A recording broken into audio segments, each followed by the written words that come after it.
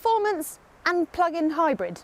The two seem a little bit contradictory, don't they? You either want power and performance or you need efficiency and low running costs. The two very rarely go hand in hand, but Peugeot believes that the two shouldn't be mutually exclusive, and they're using their Peugeot Sport brand to prove it. What we have here is the Peugeot 508 SW Peugeot Sport Engineered, which isn't the most catchy name, but it is a good looking car if ever I did see one, and it's got the numbers to prove it. But how is it as an overall package? Can it do 1,000,000 miles per gallon and keep a smile on your face while carrying the kids and carrying the dogs and carrying DIY clobber? As you can see, this Peugeot Sport Engineered 508 builds on the standard car's swept back, almost coupe-like styling for a more aggressive personality, even in SW estate guys like this. There's lime green detailing throughout, huge 20-inch wheels, twin tailpipes and a rear diffuser. Inside, you get electrically adjustable, heated, massaging leather and Alcantara seats, as well as specific colours and fonts for the infotainment system. Full specs can be found at carbuyer.co.uk, but put it this way, it's a Peugeot like no other. As I just said, this Peugeot Sport Engineered 508 does have the numbers to back up its racy looks. And look, I have the proof, a list of information, if you will. So, it's got a 1.6 litre petrol engine and 2 electric motors for a total of 350 brake horsepower. There is all-wheel drive and an 8-speed automatic gearbox. 0 to 62 takes 5.2 seconds. Top speed is 155 mile an hour. But here is where Peugeot is looking to mix up performance with low running costs. This car's 11.5 kilowatt hour battery means it will officially do 26 miles on electric power alone, or between 18 and 20 if you're being realistic, while returning 138.9 miles per gallon and emitting just 46 grams per kilometre of CO2. Oh, and finally, here's the most startling figure for you. This is a Peugeot that will cost you the best part of £60,000, which actually is a similar amount of money to an Audi S4 or a top-of-the-range BMW 3 Series. So is that as nuts as it sounds? Or would you say that Peugeot have found the winning combination? Oh, hey, I'll tell you what is a winning combination. Subscribing to the Carbuyer YouTube channel, clicking on the bell icon and liking this video. It all just works out so lovely. Oh, and don't forget to buy milk. I've got to buy milk on the way home. Being a plug-in hybrid, the 508 SW has the potential to dramatically reduce your running costs versus an equivalent petrol or diesel model.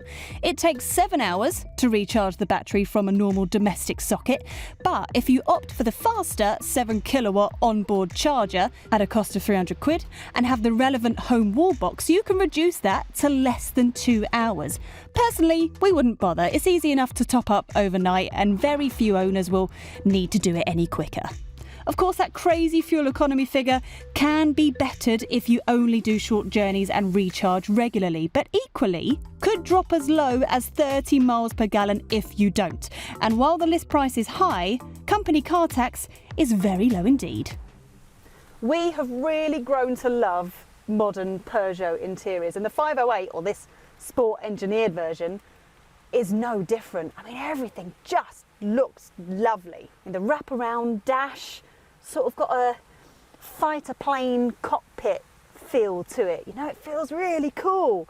And the screen is where the climate controls are hidden, which is a common complaint of mine. But I don't mind the fact that you can access bits and bobs nice and easily using the shortcut piano keys. Don't mind that. The screen itself is not the most responsive, but it's big, and having the little lime green touches are always reminding you that you're driving something a little bit different.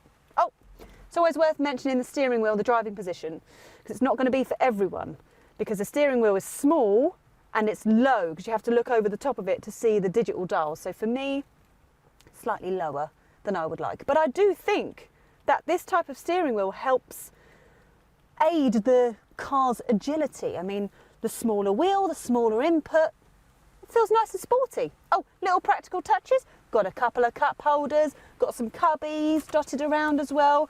But also worth mentioning, just like tradition, the right-hand drive Peugeots have a teeny tiny glove box. The 508 Peugeot Sport Engineered is available both as a fastback saloon and as an SW estate like this.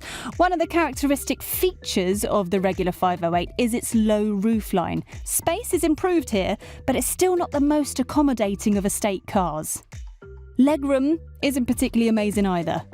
You get the usual 2 Isofix points back here, though beware, the narrow windows can make it feel a little bit claustrophobic, which is only made worse by the sporty dark headlining. Boot space is unaffected by the car's hybrid system, so you get 437 litres in the saloon or 530 litres in the estate. Of course, the SW model we have here is much more practical should you choose to fold the seats flat. Doing so frees up a very usable 1,780 litres. This car is the most powerful production Peugeot ever. You can forget anything with a GTI badge because the petrol engine in this with the 2 electric motors means it is seriously punchy. It feels rapid as well. Put your foot down and there is just no delay.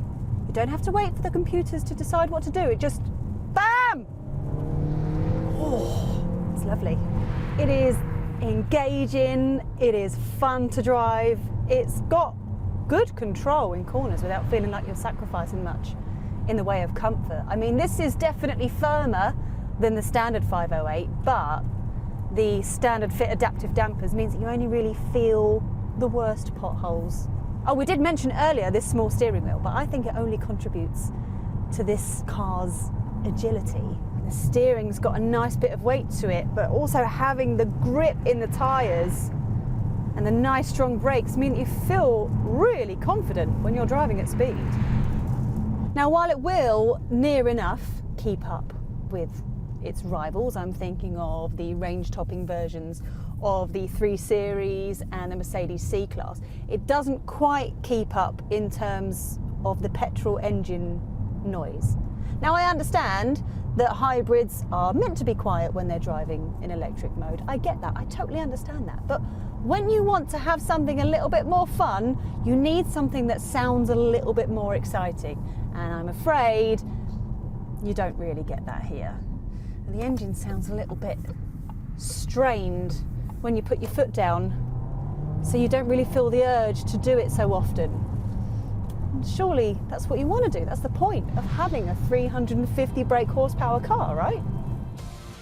Right, time for some deal makers and deal breakers. Not only is the Peugeot 508 Peugeot Sport Engineered fast, it's fun to drive too. List prices are high, but as with all plug-in hybrids, you could slash your bills by plugging in frequently. Peugeot has done a fantastic job of turning the striking 508 base model into a really mean and sporty one for this PSE version. If cars sold on looks alone. This may well be the most powerful production Peugeot to date, but prices are high, and even on finance, you're looking at eye-watering monthly costs. So there you have it. The most powerful and, in our eyes, the most intriguing sporty Peugeot ever built. There is a lot to like about this car. The way it looks, the way it feels to drive. The potential for some seriously low running costs only adds to this car's appeal. But it's a big juicy but.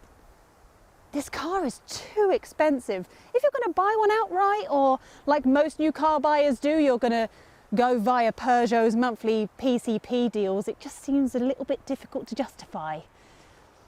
As good as this car is, I think it's destined to become somewhat of a automotive unicorn. If you like this video, then why not watch our review of the standard Peugeot 508 or our Saloon Cars playlist. Thanks for watching.